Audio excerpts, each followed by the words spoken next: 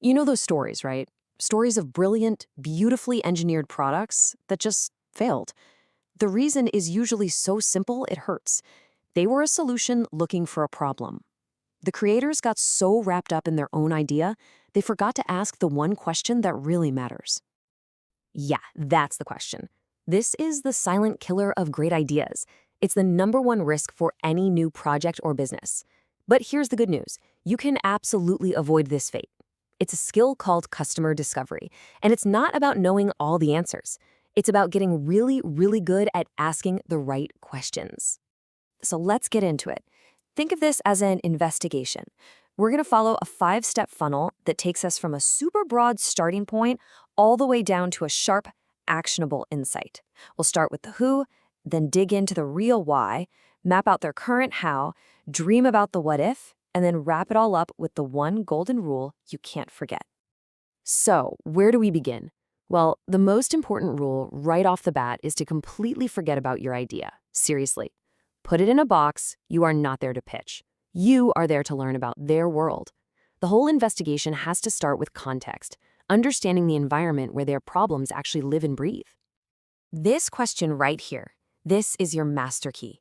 It's perfect because it's so open-ended and non-threatening. It just invites them to tell you a story. See, you're not asking about a problem yet. You're asking about their life. And I promise you, hidden inside their answer are all the clues you're going to need later on. So maybe they say something like this.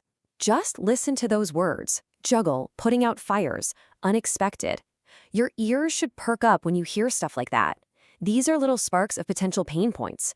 You haven't even mentioned the word challenge, but their problems are already starting to bubble up to the surface. Your only job right now is to listen.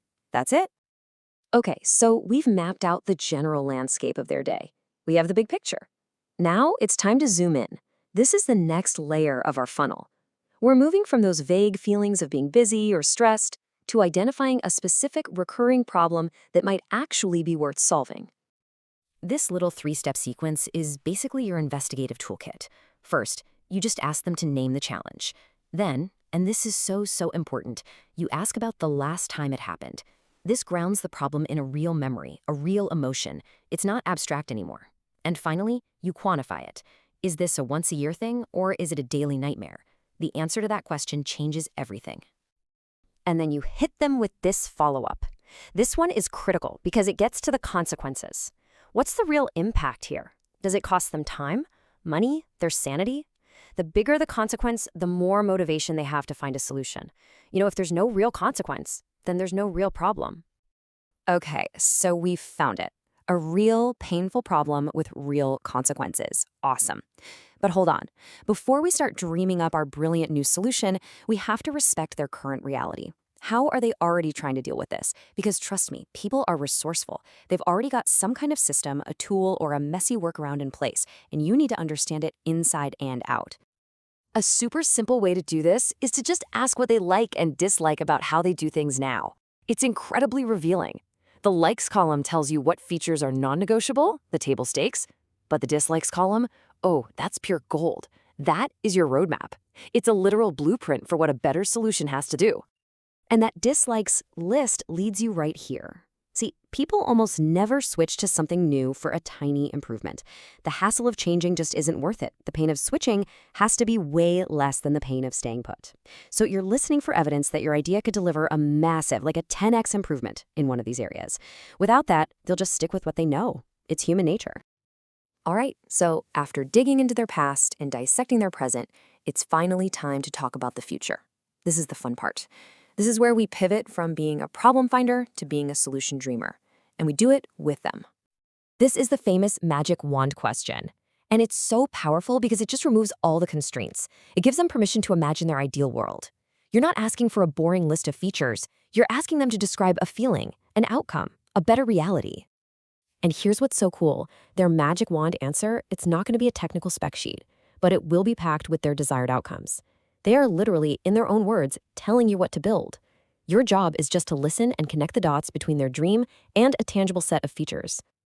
Whew, we've covered a lot of ground. We've asked a bunch of questions.